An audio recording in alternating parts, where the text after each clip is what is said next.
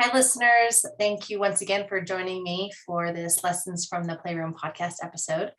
I have with me another really special guest, and we're going to be doing something different today. I have with me Jen Taylor. Some of you may be very familiar with Jen Taylor. She has done amazing things in this world, and with play therapists. She originally launched the Play Therapy Summit a couple of years ago. And she was also a previous guest on here, if you're recognizing her name. She and I did a conversation about cooperative games. But today we're talking about business, and Jen is going to be interviewing me, and we're going to get to know a little bit more about my journey as a business owner and an entrepreneur. So I'm going to go ahead and pass this over to Jen. Jen, I'm super grateful, first of all, to know you. That's the most important thing. You are a very important person in my life. And I'm so grateful that we get to have this conversation and I get to share part of my story. And I feel really honored that you get to facilitate this discussion. So thank you so much for being here. Well, thank you for having me. And thank you to everybody who's listening for allowing us to have this conversation. So I'm really excited to be able to talk to you today. I have a whole list of questions. I'm a little nervous. I want to make sure that I represent well all of the people who are listening that wish that they could sit down and have a cup of tea with you and ask you a bunch of questions about your business journey and what it's like to be in the position that you're in right now on this podcast in all of these different countries with hundreds of thousands of people listening to you and listening to the things that you have to teach. So I want to get down to it. I'm going to jump right in if that's okay. That's great. Yeah. Okay. So as people know, Lisa Dion is a teacher, an entrepreneur, an author, a coach, a mother, founder of Synergetic Play Therapy, of this podcast, right? Like your resume speaks for itself. It goes on and on. I'm curious to know, like, what were you like as a kid? How did this all get started? Right? Were you selling lemonade on the side of the road or like peddling Girl Scout cookies and like always knew you were going to be a business owner? Or what was that like? What was 7-year-old Lisa Dion like? That's what I want to know. Oh my gosh, what an awesome question to to start this conversation with.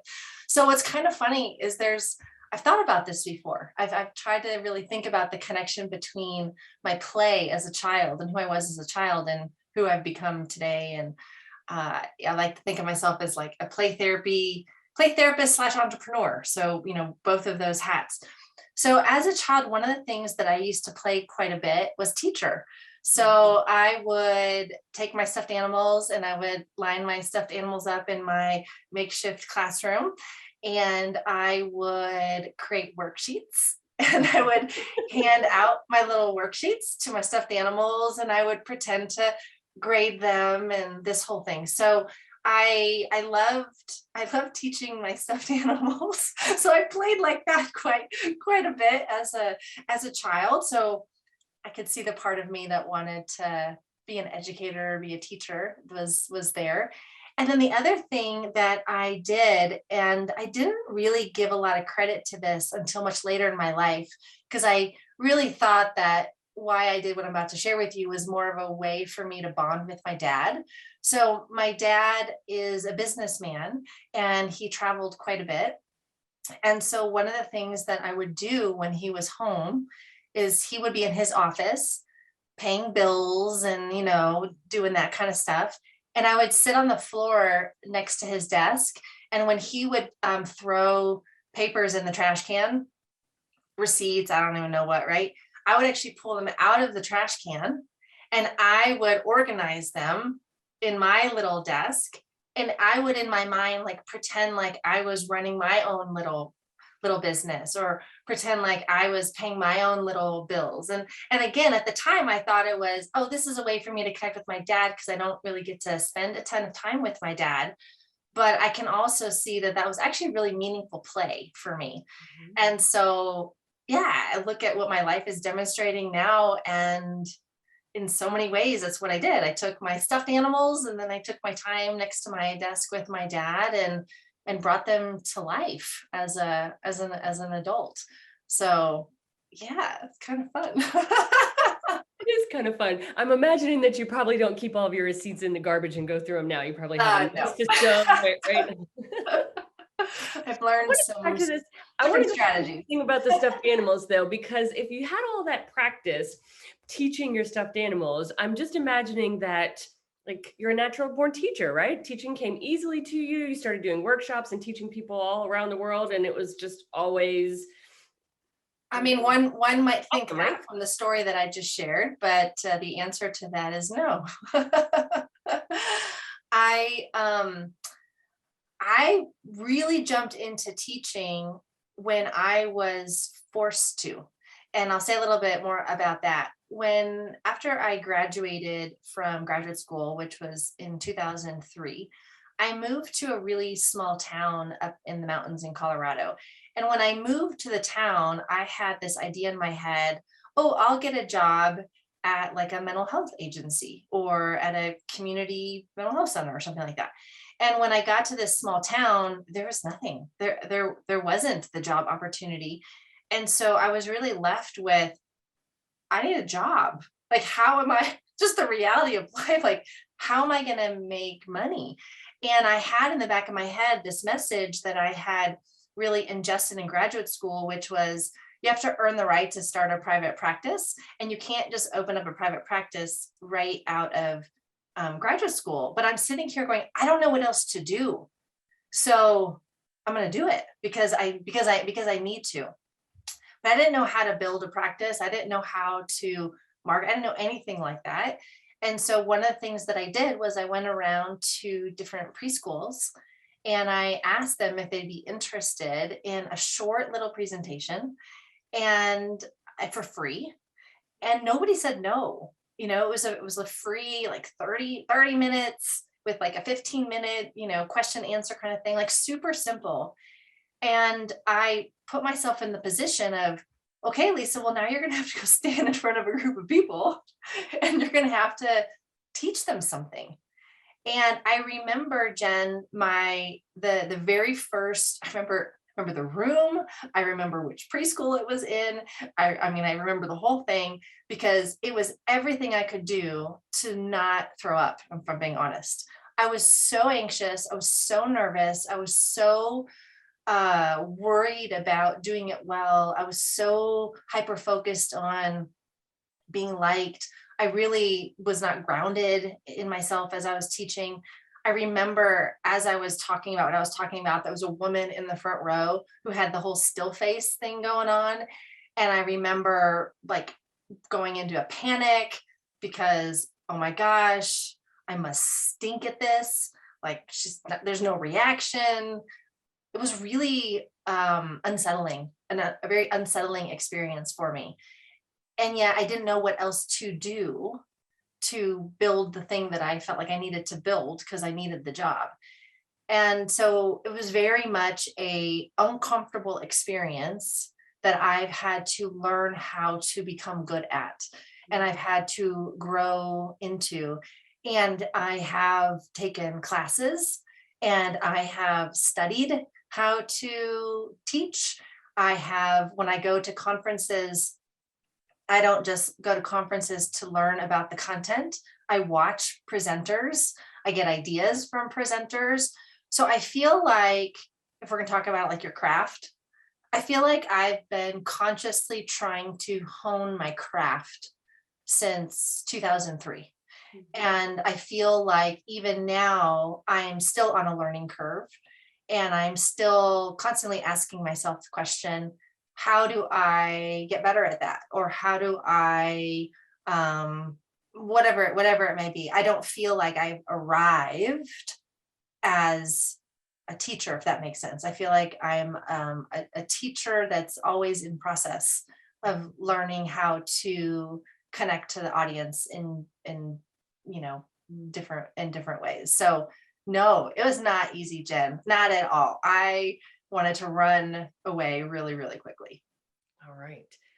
Well, thank you. I love that story. I can imagine you with this like green face Yeah. trying to hold it all in. But I'm imagining listeners going, I think you've arrived as a teacher, Lisa. Like I think you've learned a few things along the way. So I'm sure that people are wondering, like, what are the tricks that you use now to keep yourself from wanting to throw up in the garbage can before you go onto this big stage? Or do you have a panic attack? How are you not doing that now? Yeah. Regulation. It's one of the things that I love about synergetic play therapy, if I'm honest, because it is a model that I can embody. And so learning about my own nervous system, learning about my own signals that I'm about to get really ungrounded, learning how to stay connected to myself when I get really anxious, learning how to ground myself. But another really big one, Jen, that I've learned over the years is that when I focus on me and I make it about me, I lose myself. When I'm in front of an audience or I'm having a conversation with someone, if I can really recognize that I'm being of service, and that's the highest priority in the moment, is to be of service to someone else's growth and to someone else's learning, there's something extraordinarily grounding for me in that, because it's not about me. It's not about, oh, do they like me? Do they not like me? That kind of a thing. It's about, how do I provide something that's of value? And that's the piece there that fuels the question, how do I continue to hone my craft and be a better teacher? Because every student is different. And so what one student needs is different than what another student needs. One platform is different than another platform. Talking into a podcast, I mean, we can talk about that. I had a huge learning curve, even in just creating the different podcast episodes, because it's not natural for me to talk into a microphone staring at a wall. that's not a natural form of teaching for me. But I had to learn how do I do that? How do you teach online? How do you teach in person? How do you teach one-on-one? How do you teach in group? The more I can stay focused on my job in this moment is to provide a service. And the more I can stay focused on, I am here right now to support somebody's growth, that in and of itself is so grounding for me. Yeah. I think inspirational too.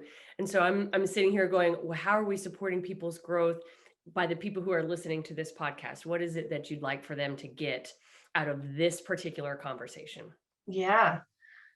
I think one of the pieces that you're alluding to in the questions that you're asking, Jen, is maybe there is a part of my journey that looks easy, or maybe there is a part of my journey that looks like, oh, I don't know what people's ultimate perception of me is, but everybody goes through learning curves. Everybody, even the things that someone looks and appears to be masterful at, it didn't start that way.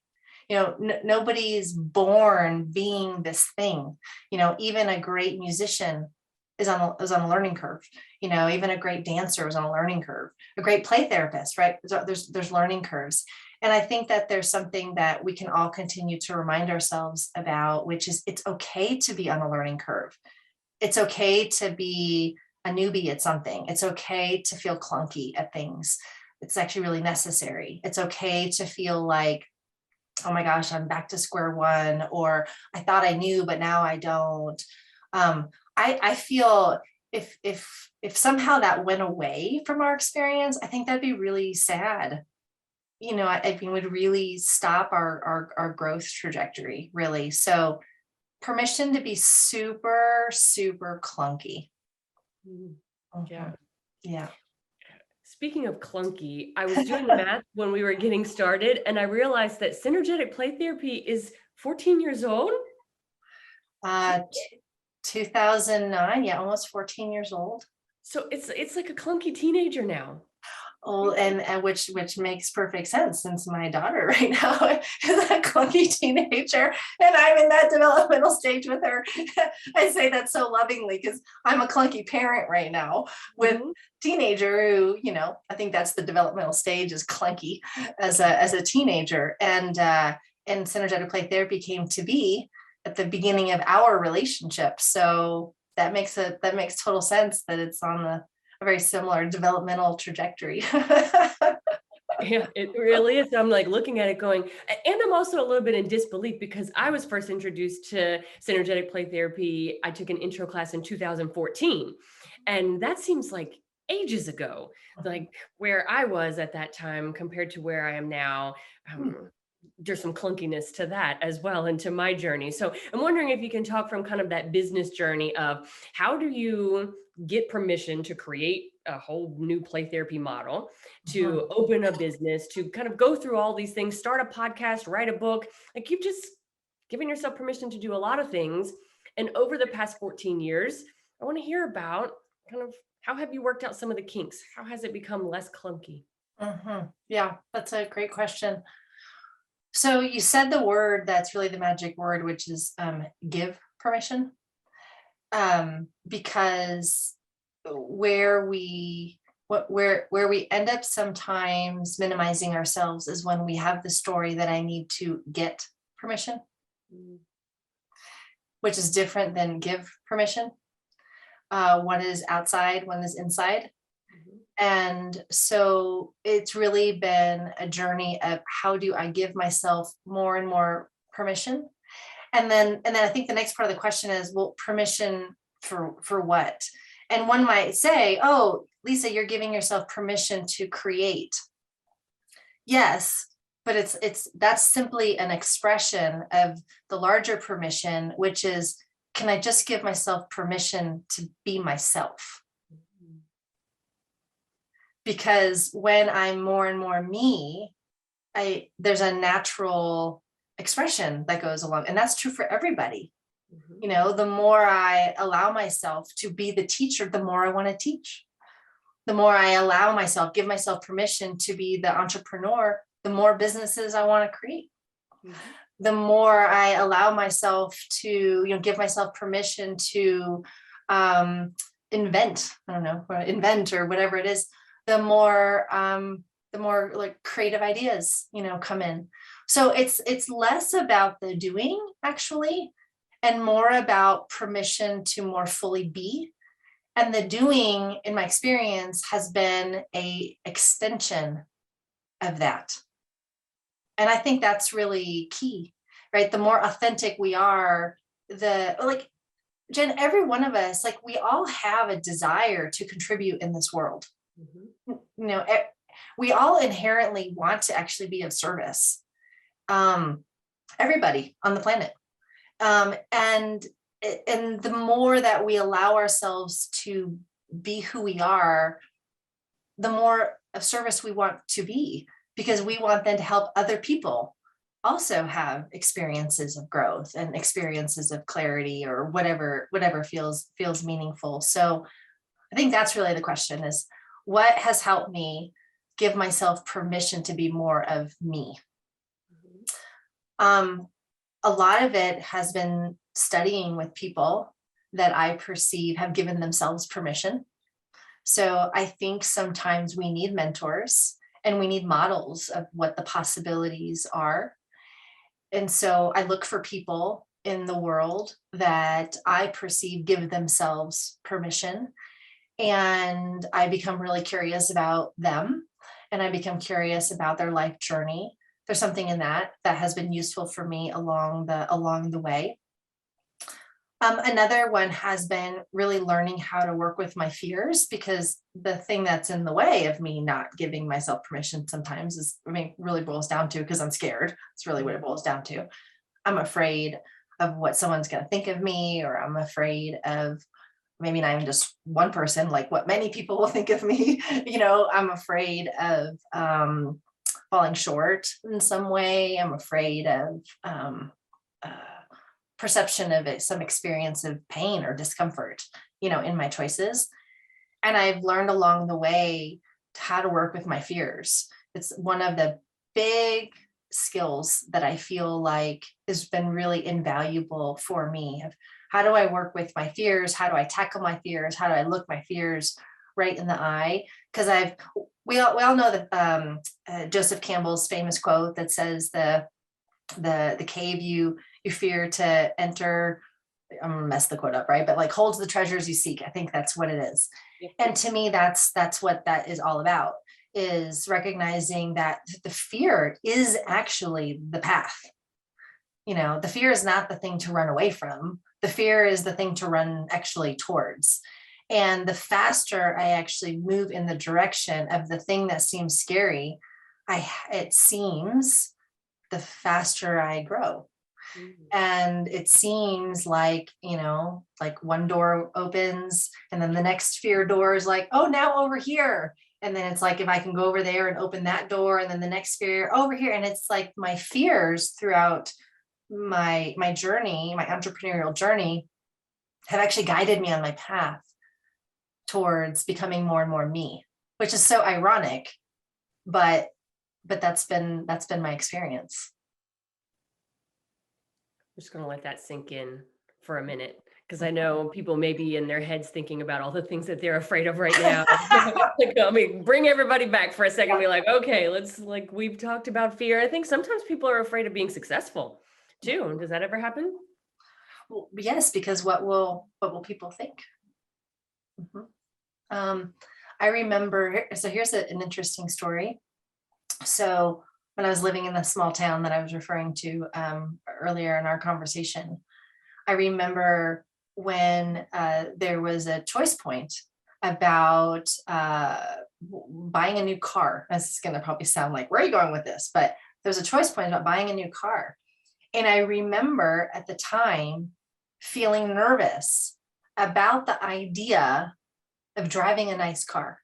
Something as simple as that, right? Like just a nice car. And I'm not talking about like a super, super fancy car. I'm just talking about driving a nicer car than what I was driving at the time, right? And I remember feeling like, I don't want to pull up in my nice car and have my clients see me driving a nice car. This was part of my early money mindset that I think sometimes we get caught in, because I don't want to be judged, right? I don't want the whatever negative feedback I thought that I would get, like, and then there was also the like, do I even deserve to drive a nice car kind of a thing. And I remember that even being clunky around, gosh, like, is it even okay for me to be successful? Like, is it okay for me to wear the clothes I want to wear, drive the car, or whatever it may be, So I mean, that was there at the very, very beginning. I mean, as simple as something like, what kind of car am I going to drive? Yeah.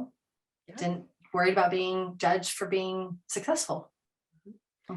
It's a symbol. And I think it goes back to this, there's like a dissonance that happens with people sometimes between this idea of being of service and being able to make money doing something that serves people. And how do we help people to get to the place where they can earn money, and maybe even lots of it, and still be of service? Like, how do you reconcile those two things? Look, Jen, here's the bottom line. I serve more people in the world, the more money I make. I don't know how else to say it, right? The more money I make, the more I have to build and develop and create things that are able to help more and more people.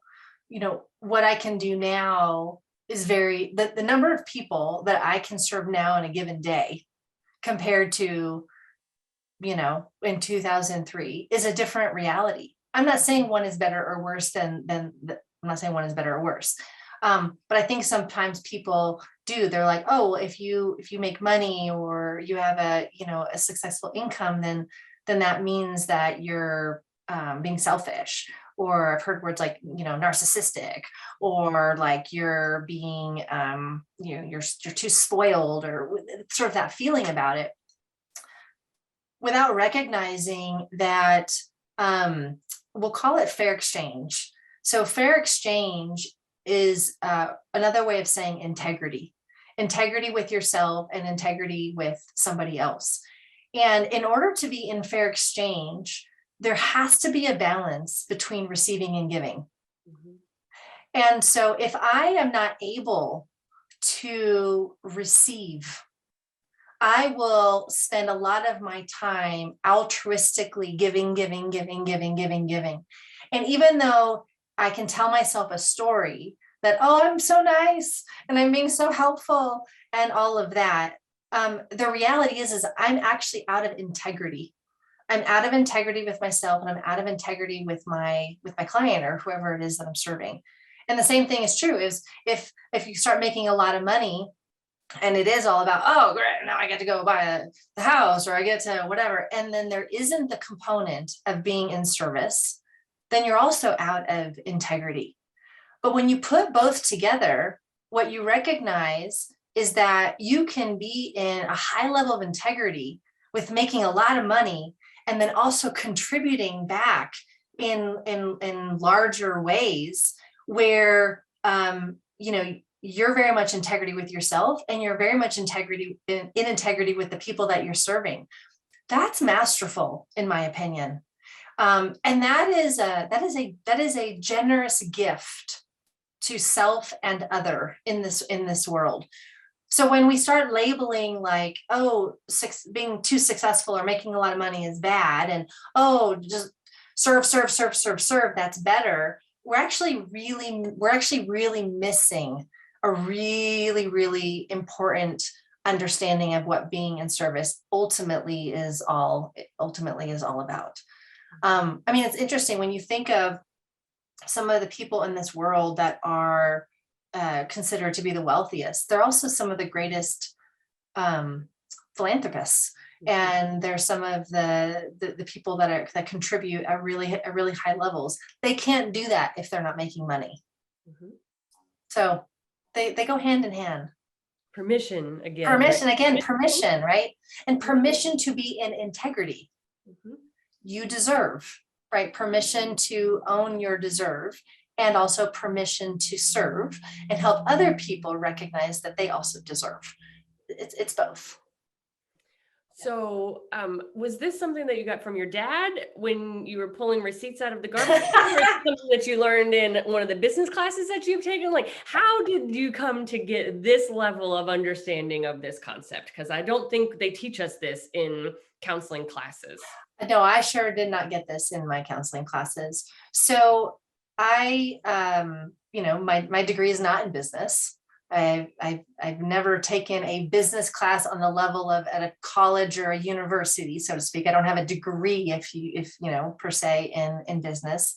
The School of Hard Knocks, as they say, is where I got my business degree. But because I recognized that I was lacking knowledge in business and that I didn't know what I was doing, and I was flying by the seat of my pants, I made it a priority for me to learn about business. So I have taken a lot of business classes. I've taken some classes. I shared this with you. There's one particular class I literally took 5 times, and it was a 4-day course. It wasn't like a 3-hour course. It was a 4-day course that I took 5 different times. Every single year, every January, I took it. I have read countless books. I've done countless trainings. I put myself through the equivalent of going to business school.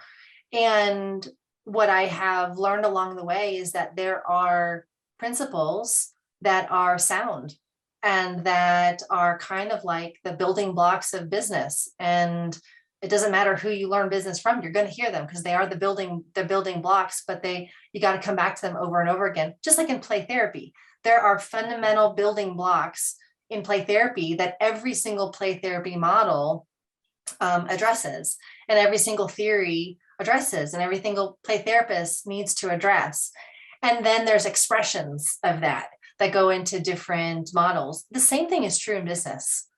But if we don't know those foundational pieces, we're really holding back our potential, and we're holding back our growth. And I know you said the word clunky. I mean, it's a great way to make the process extra clunky,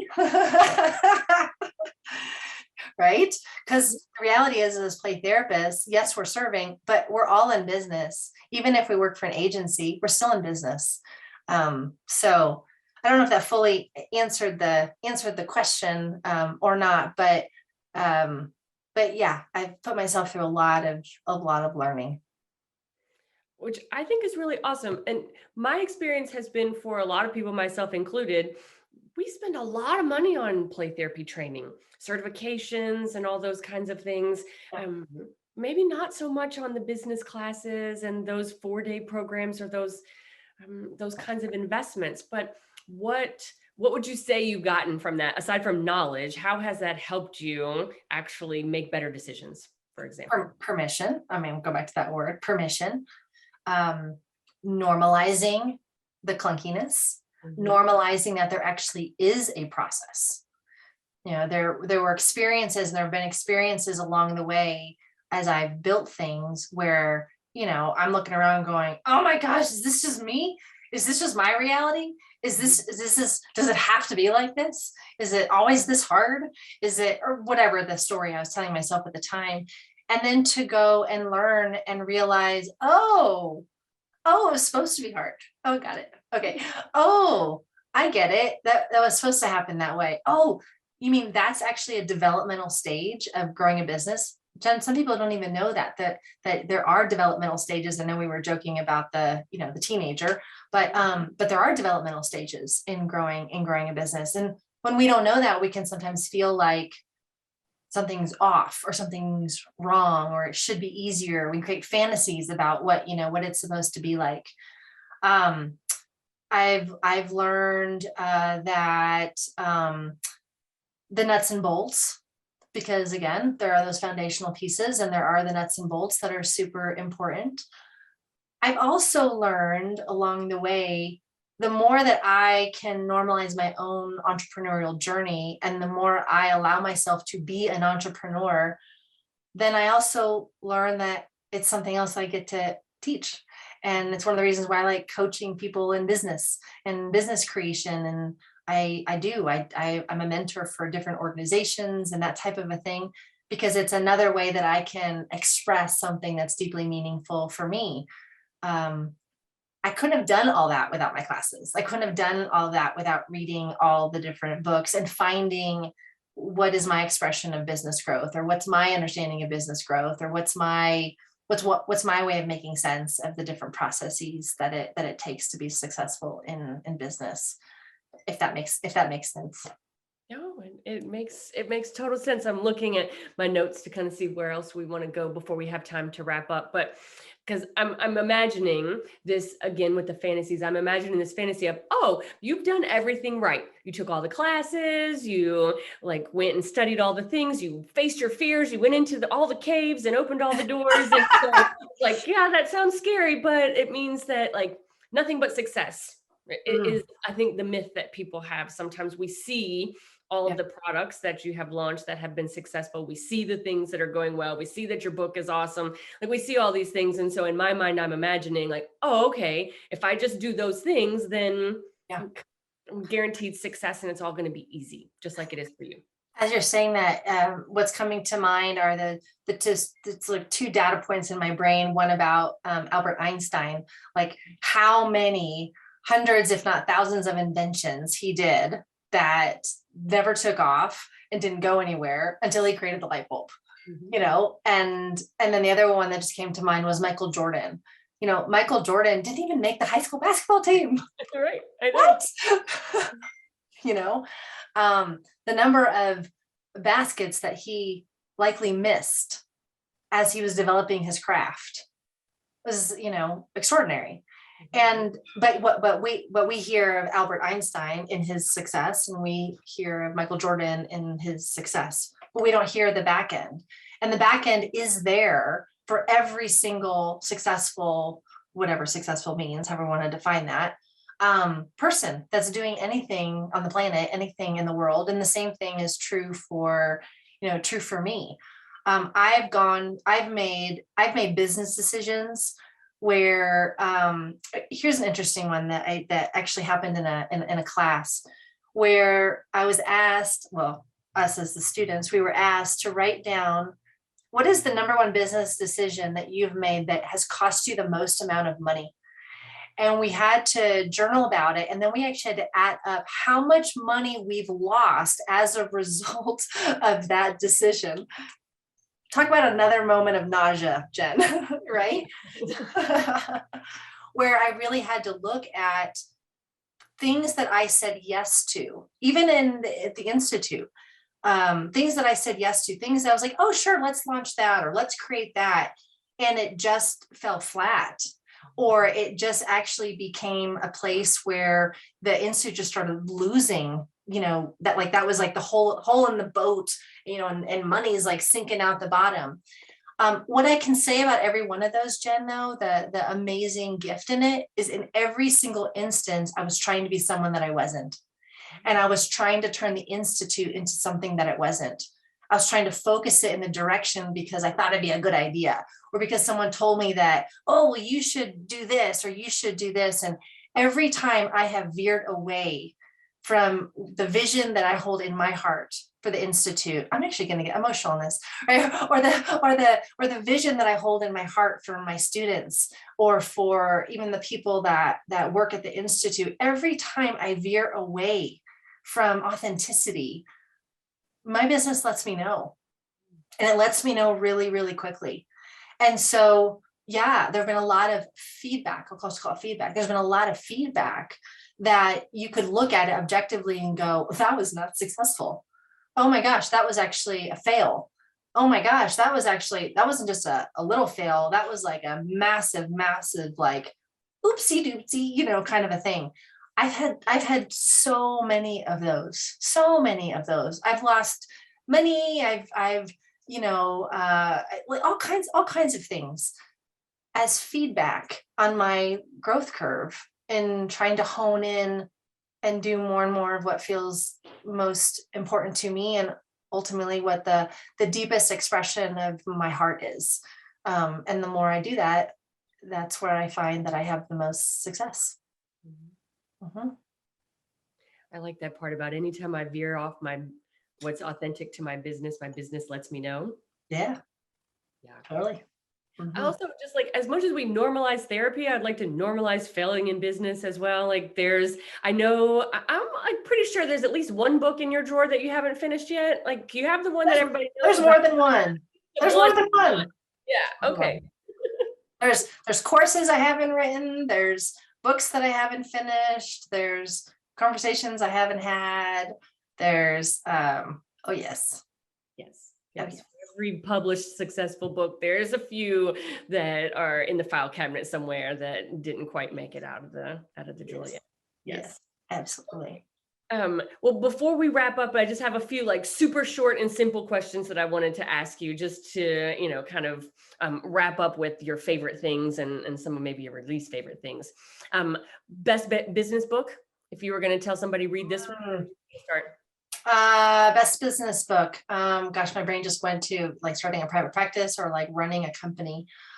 One of the books that was most influential for me to get me going on getting clear about who I was in business is a book called Inspired Destiny.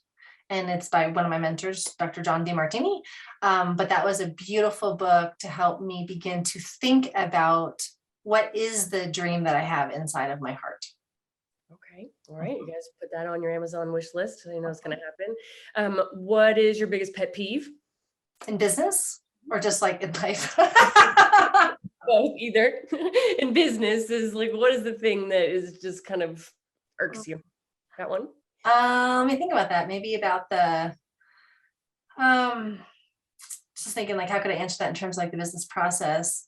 Well, I don't know if pet peeve's the word, but the most uncomfortable part for me in business are the ongoing learning curves, the ongoing like the ongoing feeling of, oh, back to the beginning, oh, back to the beginning, ooh, back to the beginning. That back to the beginning part is not a comfortable feeling. It's a necessary feeling, but it's not a comfortable feeling.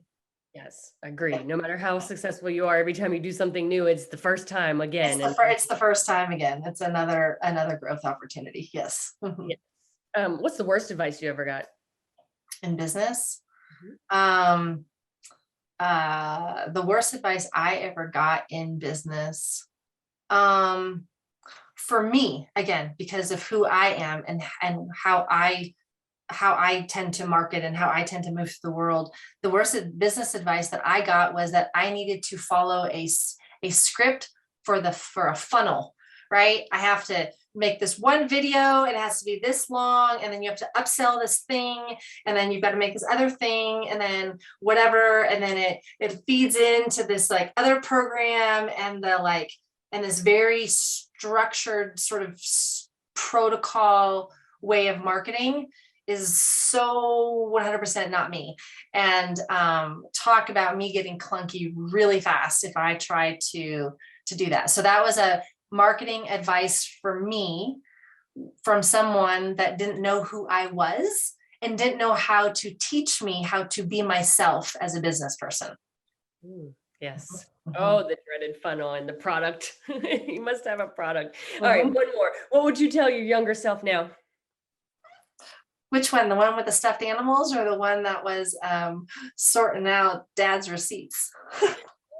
I don't know. The one that started the private practice before she was fully licensed. That younger self. I don't know. How young of a child needs advice right now? What would you tell your 8-year-old and your 23-year-old self? Yeah. It's actually the same advice, which is get clear on what you love, and don't let anything get in the way of the pursuit of what's actually in your heart. That's really you're put on the planet for a reason, and your existence on the planet isn't random. And I say that to anybody. And so discover what that is, because everybody in their expression and the thing that's most in their heart and of how they want to be of service, everyone is needed. There really is no competition when we really embrace the reality that every one of us has our own unique gift to offer the world. So that'd be my advice to myself earlier on, is follow your heart and take that like really seriously. Mm-hmm. Well, I can't think of a better place to end than with that message. There really is no competition. Mm-hmm. Follow your heart and do what you love. Yeah, totally. Yeah. You're going to be doing more of what you love when it comes to teaching. Tell us where we're going to find you next. Yeah. So, well, let's announce the business since we're talking about business. So as I mentioned, I love to teach about business. I want to be able to support play therapists and to be able to really bring the thing that's in their heart out into the world. So the business of therapy is happening. It's a 2.5-day live, but also online hybrid version for individuals that can't make it to Denver, Colorado, which is where it's going to be. It is November 11th and through 13th this year. And I have had an online course for a while, but my original heart vision was for it to be in person, and then COVID happened. So I am so excited to get play therapists in a room to teach them not only the nuts and bolts, but the psychology around becoming an entrepreneur, or what it takes to write the book or launch the dream, whatever it may be. And I'm super excited to do it in community, because I think that's one of the things that play therapists like we do best, in community, rallying around each other, playing. I'm super excited to be able to bring this conversation that we're having actually like to life, like to really bring it to life for people. Yes. Well, I'm looking forward to it as well. I'm going to be there helping you a little bit behind the scenes, because some of the things that I love are having meaningful conversations in gatherings with people and encouraging them to do things outside of their comfort zone. So we're going to be doing a little bit of both, I think, during that in a very fun and safe way. Yeah. Well, Jen, thank you so much. I really appreciate this conversation. It's lovely to be interviewed, and for me even to reflect on my own journey. Listeners, I hope you found this useful. I hope that there was something in this conversation that you can take to heart and get curious about. And if you are interested and you want to follow and be a part of the entrepreneurial education that you feel like I might be able to offer, please consider joining either hybrid, live, or online. And thank you everyone for being a part of this podcast. This part of my dream doesn't get to come true without all of you. So wherever you are in this world, thank you for listening and for believing in me. And remember, you're the most important toy in the playroom. Until next time.